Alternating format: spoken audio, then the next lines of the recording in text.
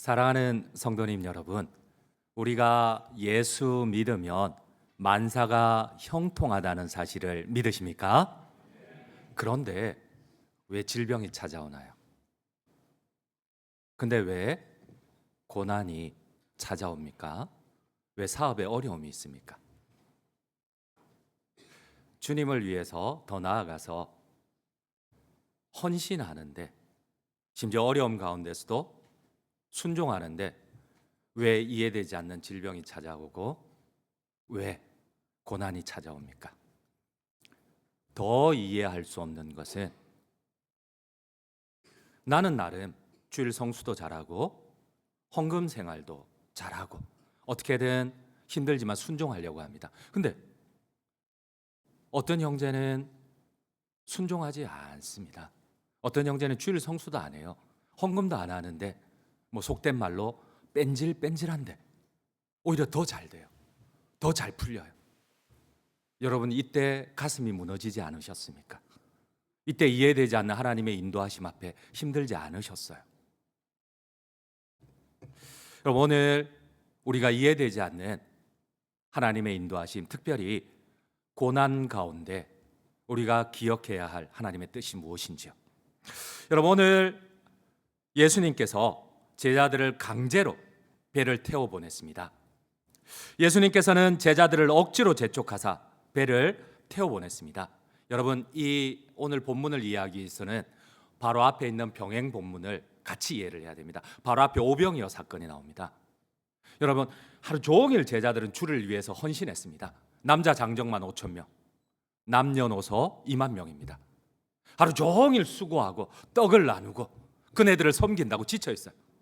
그리고 겨우 또 떡을 모았어요. 그래서 이제 쉴만한데 주님이 오셔서 급히 재촉하사 너희들은 빨리 배를 타고 떠나라고 합니다. 그런데 순종하에 떠났는데 풍랑을 만납니다. 밤새 고통을 당합니다. 배가 가라앉을 지경이에요. 죽음의 위협을 느낍니다. 왜? 헌신하고 심지어 순종했는데 주님은 죽음의 위협으로 몰아가시는 걸까요? 우리 함께 오늘 본문 22절을 함께 읽도록 하겠습니다. 예수께서 즉시 제자들을 재촉하사 자기가 무리를 보내는 동안에 배를 타고 앞서 건너편으로 가게 하시고, 여러분, 제자들이 순종한 거 아닌 거 아니에요. 순종했어요. 헌신했어요. 쉬지도 못했어요. 여러분, 오늘 사건 바로 위에는 오병이어 사건이 있습니다. 하루 종일 헌신했어요. 주님께 순종했어요. 근데 주님은 고난으로 몰아가십니다. 우리는 이 주님의 인도하심을 어떻게 받아들여야 합니까?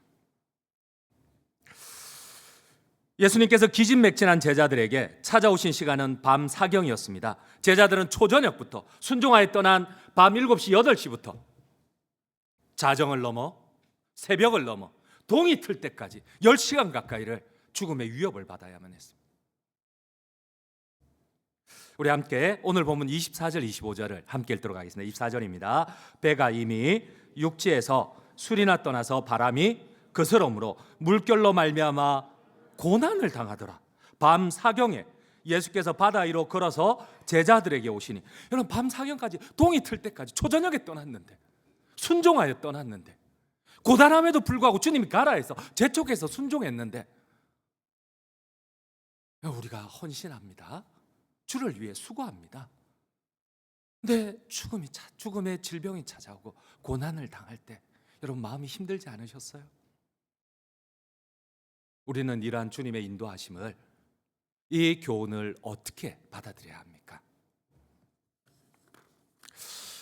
우리가 오늘 이 본문을 통하여서 주님의 고난의 비밀을 깨달아야만 합니다. 여러분, 그렇습니다. 하나님께서는 이 고난의 시험을 통하여 살아계신 하나님을 만나게 하십니다. 아멘이십니까? 여러분, 이해되지 않는 이 고난과 헌신을 통하여 주님이 우리를 풍랑으로 몰아가시는 이유가 있습니다. 여러분, 혹시 고난 가운데, 마음이 힘드신 가운데 조금 더 우리가 주님의 뜻을 좀 깨닫기를 원합니다. 여러분, 우리 함께 오늘 본문의 마지막 32절, 33절을 함께 읽도록 하겠습니다. 32절입니다.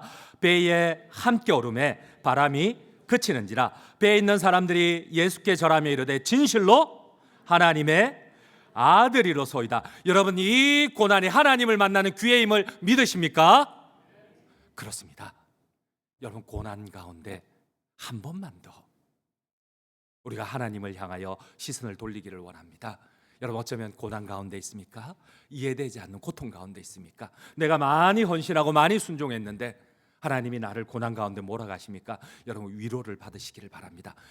하나님이 살아계심을 보여주기 위함입니다. 아멘이십니까? 여러분, 어쩌면 불순종하면 평안할 수 있습니다. 그러나 하나님이 순종하는 자에게 고난으로 데리고 가시는 이유가 있습니다. 여러분, 오늘 제자들의 고백이 무엇입니까? 이는 진실로 하나님이시로다. 그리고 그분의 이 역사를 우리에게 보여주기 위해서입니다.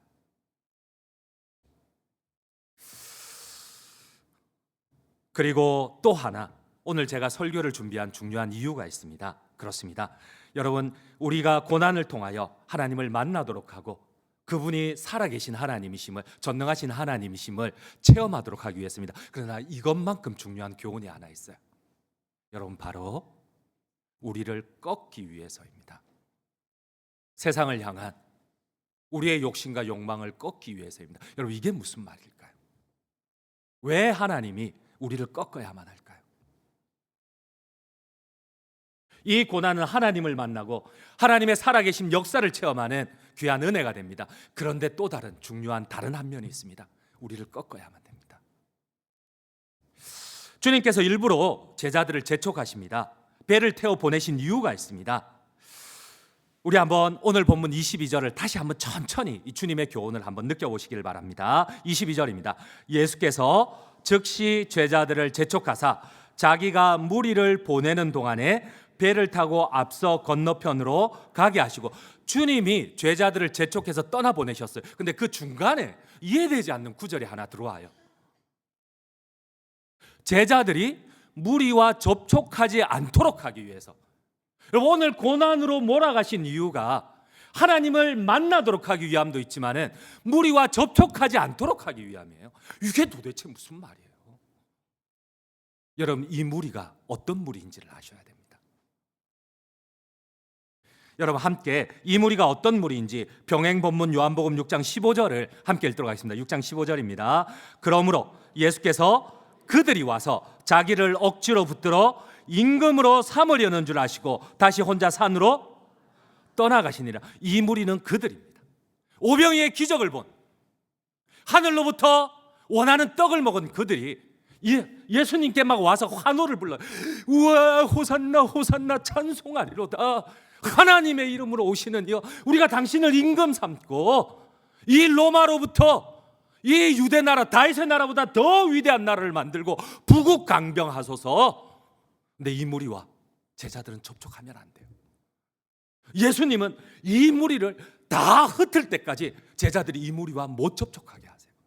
오늘 예수님이 제자들을 고난 가운데, 죽음의 위협 가운데 몰아가신 이유가, 두 번째 이유가 이 무리와 접촉하지 못하도록 하기 위해서입니다. 예수님은 제자들이 한화하는 군중과 세상의 욕망에 빠져들지 않기를 원하십니다. 우리 한번 병행본문 요한복음 6장 26절을 함께 읽도록 하겠습니다. 6장 26절입니다. 예수께서 대답하여 이르시되 내가 진실로 진실로 너희에게 이르노니 너희가 나를 찾는 것은 표적을 본 까닭이 아니오 떡을 먹고 배부른 까닭이로다. 이들이 예수님을 한화하는 이유가 있어요. 이 무리들이, 그들이 제자들과 접촉하지 말아야 할 이유가 있어요. 이 무리들은 예수님의 하나님이심을 고백하러 온 무리가 아니고 예수님을 임금 삼아 떡을 먹고 배부르기 위한 목적이에요. 이 무리들과 제자들이 같이 있으면 안 돼요. 여러분, 이 제자들이 이러한 죽음의 위협 가운데 하나님을 그리스도라 고백하고 난 다음에도 그들이 결코 꺾지 못하는 게 있어요. 우리가 예수님을 수십 년 믿어도 우리가 꺾지 못하는 게 있어요. 우리가 버리지 못하는 세상 욕망이 있어요. 여러분, 이들이 죽음의 위협 가운데 예수님을 그리스도라 고백합니다. 온 우주 만물을 다스리시는 살아계시는 하나님이라 고백합니다. 그리고 난 다음에도 여전히 그들이 꺾지 못하는 게 있어요. 주의 영광의 나라, 이 로마를 몰아내고 주님이 이 거대한 나라의 세상 임금이 되었을 때 나를 오른편에, 나를 왼편에, 베드로보다 내가 더 잘했는데, 요한보다 내가 더 잘했는데, 내가 예수님의 첫 번째 국방부 장관이 되어야 되는데. 여러분들, 이들이 죽음의 위협 가운데서도 꺾지 못하는 게 무엇일까요? 오늘 우리는 마태복음 14장을 지나고 있는데, 그들은 마태복음 15, 16, 17, 18, 19, 20장까지 계속해서 죽음의 위협 가운데서도 자신을 꺾지를 못해. 우리 함께 성경을 읽도록 하겠습니다. 마태복음 20장을 한번 읽어보겠습니다. 20장 21절입니다. 함께 읽겠습니다. 예수께서 이르시되 무엇을 원하느냐 이르되 나의 이 두 아들을 주의 나라에서 하나는 주의 우편에 하나는 주의 좌편에 앉게 하소서. 여러분, 제자들의 문제가 무엇입니까? 이 한호하는 무리들. 여러분, 그렇게 주님이 이 무리들과 접촉 못하게 하고 이 세상의 욕망과 세상의 세계관에 물들지 않도록 하기 원하고, 그네들이 이 땅에 비록 이해되지 않는 주님의 인도하심 앞에도 순종하여 저 영원한 하나님 나라를 바라보며 하나님의 보상을 추구하기를 바라는데, 여전히 그들은 이 땅에서 내가 국방부 장관이 되고 예수님께서 십자가에 죽으셔서 하나님 나라를 완성해야 되는데, 그들은 여전히 십자가에 죽기를 원하지 않고 여전히 주님이 로마를 몰아내고 황제가 되어 그분의 국방부 장관이, 내무부 장관이, 외무부 장관이 되기를 원하십니다.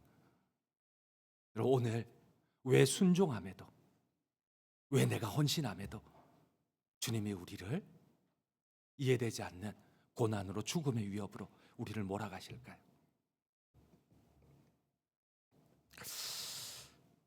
제가 원양어선을 탄 이유가 있습니다. 제가 젊었을 때에 저희 아버지가 이제 약하셨어요. 쓰러지기만 하면 중환자실에 몇 달씩 들어갑니다. 이게 1, 2년이면 괜찮은데 한 10년 지나니까 여러분, 그 돈이 어마어마합니다. 형님이 학업을 못하고 저도 학업을 못합니다. 그래도 젊은 혈기에 선택한 게 원양어선이었습니다. 5년이 넘는 시간 동안 좀 꽤 많은 돈을 벌었습니다. 여러분, 제가 좀 돈을 벌었어요, 생각보다. 그런데요, 여러분, 하나님이 꺾기를 시작합니다. 내가 젊습니다. 힘이 있습니다. 남들보다 2년마다 귀국을 해야 되는데 그 귀국하는 비행기 값이 아까워서 유일하게 새어기까지 귀국하지 않은 사람이 저밖에 없었습니다. 여러분, 제가 좀 고집세게 생기지 않았나요? 여러분, 저보고 온유하다고 하는데 저희 아내는 그럽니다. 똥고집이라고 합니다. 여러분, 주님이 제 고집을 꺾기 위해서 얼마나 죽음으로 저를 직면하셨을까요? 저는 돈이 있으면 저의 가정에 평안이 찾아올 줄 알았습니다. 돈 때문에 싸운다고 생각했습니다. 근데 여러분, 오히려 나는 귀국하고 쉬고 싶은데 어머니는 알코올 중독에 농약까지 드시고 내사 상태가 되시고, 그 말라리아를 알아가면서도 참았던 그 고통이, 여러분, 1년 동안 벌었던 게 한 달도 안 돼서 까먹어요. 2년 동안 벌었던 게 2달도 안 돼서. 여러분, 왜 주님께서 우리를 고난으로 몰아가실까요? 왜 순종하는데, 헌신함에도 불구하고 고난으로 몰아가실까요? 여러분, 오늘 우리가 주목해야 할 단어는 밤사경이라는 단어입니다. 우리 함께 오늘 본문 25절을 함께 읽도록 하겠습니다. 25절입니다. 밤사경에 예수께서 바다 위로 걸어서 제자들에게 오시니. 여러분, 주님이 초저녁에 좀 풍랑이 일 때 초저녁에 한 9시쯤 오면 좋겠는데, 여러분, 한 12시쯤 이만하면 됐는데 12시쯤 오면 좋겠는데 새벽 1시나 2시쯤 오면 그래도 괜찮아요. 여러분, 나중에 배가 완전히 가라앉을 때까지 그냥 죽겠습니다, 이때까지 왜 주님이 안 오시는 거예요? 왜 밤사경까지 안 오시는 거예요? 왜 내가 이렇게 헌신을 했는데, 내가 이렇게 주님을 위해 섬겼는데 왜 밤사경까지 10시간이 넘는 이 고난 가운데 나를 죽음의 위협 가운데 내버려 두시는 거예요? 왜 제자들이 아이고 그냥 이제 죽겠습니다, 이때까지 죽으면 죽으리이다, 이때까지 왜 안 오시는 거예요? 여러분, 제자들은 평생 업으로 잔뼈가 굵은 사람들입니다. 여러분, 주님이 9시에 왔다고 생각해 보세요. 아이고 주님 안 와도 되는데 우리가 어부인데 목수가 뭐 어떻게 하겠습니까? 우리가 평생을 잔뼈를 굵었는데 전문가인데 이 바람이 불면은 키를 딱 정면으로 잡고 돛을 내리고 닷을 좀 끌고 이 바람이 측면에서 불면은 반대편에 사람들이 한 7명 제자들 가운데 한 7명 서 있고 요렇게 가야 되는데 주님 굳이 그렇게 안 해도 우리가 다 할 수 있는데 여러분 왜 주님이 12시에 안 오셨을까요? 왜 주님 새벽 2시에 안 오셨을까요? 왜 제자들이 죽으면 죽겠습니다. 차라리 죽이십시오. 이젠 내가 할 수 있는 일이 하나도 없네요. 여러분 혹시 죽음에 직면해 보셨습니까? 오늘 내가 젊다고 생각하는데 내가 할 수 있다고 생각하는데 혹시 갑자기 내게 죽음의 선고가 떨어지고 여러분 죽음에 직면해 보셨습니까? 왜 주님이 우리를 죽음의 위협 가운데 끌고 가셔야만 할까요?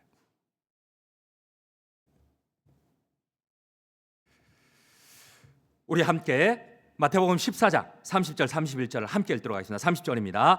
바람을 보고 무서워 빠져가는지라 소리 질러 이르되 주여 나를 구원하소서 하나 예수께서 즉시 손을 내밀어 그를 붙잡으시며 이르시되 믿음이 작은 자여 왜 의심하느냐 하시고 배에 함께 오르매 바람이 그치는지라. 왜 빠져갈 때까지 우리를 내버려 두실까요? 왜 죽음에 빠질 때까지 죽을 때까지 내버려 두실까요?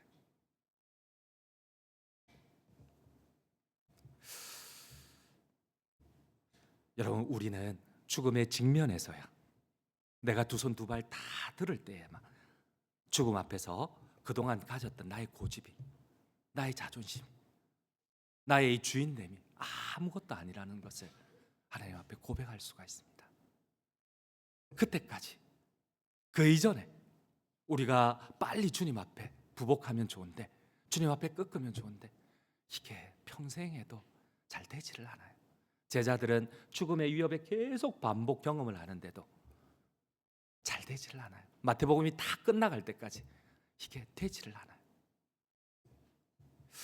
사랑하는 성도님 여러분, 왜 제자들이 순종했다고 나름 순종했다고 나름 헌신했다고 결단하였음에도 여전히 주님께서 이 제자들을 향한 기대를 멈추시지 않는지요? 왜 그 죽음의 위협 가운데 계속 데리고 가시는지요? 여러분 우리가 고난 가운데 주님의 비밀을 깨달읍시다. 이 고난이 이 질병이 하나님을 만나는 기회가 되기를 주님의 이름으로 축원드립니다. 이 고난이 나를 꺾고 오히려 나를 통하여 역사하시는 하나님의 축복이 되기를 주님의 이름으로 축원드립니다. 우리에게는 영적 밤 사경이 필요합니다. 이 영적 밤 사경까지 여러분 우리가 더 일찍 주님의 이 고난의 비밀을 우리가 깨닫고 순종을 한다면 여러분 이 고난의 시간이 단축이 됩니다. 그러나 여전히 우리가 우리 자신을 꺾지 못하면 어쩌면 이 제자들이 이 다음에 또다시 풍랑을 만나러 가야 됩니다. 이 다음에 또다시 갈릴리 호수에 죽음에 직면하게 됩니다. 이게 계속해서 마태복음에 반복적으로 나타납니다. 우리는 영적 밤 사경이 혼란과 시험, 오히려 예수님을 부인하고 오해하는 시험의 시간이 될 수도 있고 하나님을 거부하는 시간이 될 수도 있고 하지만 그럼에도 불구하고 하나님이 없다 할 수도 있지만 이 시간이 당신은 하나님의 아들이로소이다. 당신만이 나의 유일한 구원자시고 나의 영원한 영생의 주인이십니다. 고백할 수 있습니다. 아멘이십니까? 오늘 제자들의 반응을 함께 고백해 봅시다. 오늘 본문 25절에서 27절입니다. 함께 읽겠습니다. 25절입니다. 밤 사경에 예수께서 바다 위로 걸어서 제자들에게 오시니 제자들이 그가 바다 위로 걸어오심을 보고 놀라 유령이라 하며 무서워하며 소리 지르거늘 예수께서 즉시 이르시되 안심하라 나니 두려워하지 말라. 여러분 우리가 고난 가운데 주님을 유령으로 주님을 고통으로 시험으로 받아들 수가 있습니다. 그러나 오히려 주님을 평안으로 주님을 구원으로 하나님으로 받아들일 수가 있습니다. 여러분 나는 이전에 고난 가운데 어떤 선택을 하셨습니까? 하나만 제가 예를 들고 한 분만 소개를 하고 설교를 피하도록 하겠습니다. 여러분 너무 긴장을 하셨어요. 여러분들 제가 앞에서 보니까 딱 이러고 계시는데 조금 마음의 여유를 가지고 우리 주님은 평안이심을 믿으십니까? 우리 주님은 두려움이 아니고 우리 주님은 축복이심을 믿으십니까? 그러나 이 축복을 위해서 때로는 주님께서 원치 않는 고난을 주실 때가 있으세요. 우리 한번 PPT를 한번 보실게요. 볼레타 스틸 크롬니 선교사님입니다. OM 국제 선교사님입니다. 남편 되신 목사님도 신실한 목사님이세요. 그런데 이 가정에 어려움이 찾아오기 시작합니다. 여러분, 세 자녀가 있는데 세 자녀 모두 고통스러운 죽임을 당합니다. 여러분, 큰아들이 4살 때 백혈병으로 죽습니다. 둘째와 셋째는 저기 있는 이제 마지막 딸 셋째하고 이 16살 되던 해에 18살화가 16살 창구에 차를 타고 가다가 사고로 죽습니다. 여러분, 세 자녀입니다. 한 자녀도 힘든데 세 자녀입니다. 세 자녀 모두입니다. 이걸로 끝나면 좋겠는데 이것도 전부가 아니에요. 목사님이신 남편이 33살에 임파슨 호지킨이라는 질병으로 죽음을 맞습니다. 여러분, 어미로서 겪을 수 있는 최고의 고통이 자녀를 잃는 거 아니에요? 아내로서 겪을 수 있는 최고의 고통이 남편을 잃는 거 아니에요? 아니구나. 아무도 여자분들이 아쉬워하지를 않습니다. 여러분, 이 정도 되면 어떡하시겠어요? 이제 홀로 남았어요. 자녀들을 다. 남편은 그래도 마음을 추스리고 대만의 선교사로 단신으로 또 갑니다. 근데 그분이 57세 때 또 고통을 당합니다. 이 주변의 폭력배들한테 성폭행을 당합니다. 어머니로서, 아내로서, 여자로서, 여러분, 이보다 더 당할 수 있는 게 있을까요? 근데 그녀가, 우리 한번 두 번째를 보시도록 할게요. 어쩌면 숨기고 싶은 아픔과 수치입니다. 근데 그녀가 이 책을 놓고 그 책에 보면 이렇게 고백을 합니다. Another valley, another victory. 사망의 엄침한 골짜기일 줄 알았는데 주님의 승리라고 하십니다. 여러분, 그분이 마지막에 이 책의 글을 제가 한번 그대로 읽어드릴게요. 나는 고난 가운데 하나님을 체험합니다. 죽어가는 아들을 품에 안고 몸부림치던 밤에도 하나님은 내게 찾아오십니다. 남편이 숨 한 번 더 들어마시기 위해 죽을 힘을 다해 숨을 쉬고 있는데 그 밤에 주님은 내게 찾아오셔서 말씀해 주십니다. 환난을 당하고 나니 평소 건강할 때 상투적으로 하던 주님은 살아계십니다.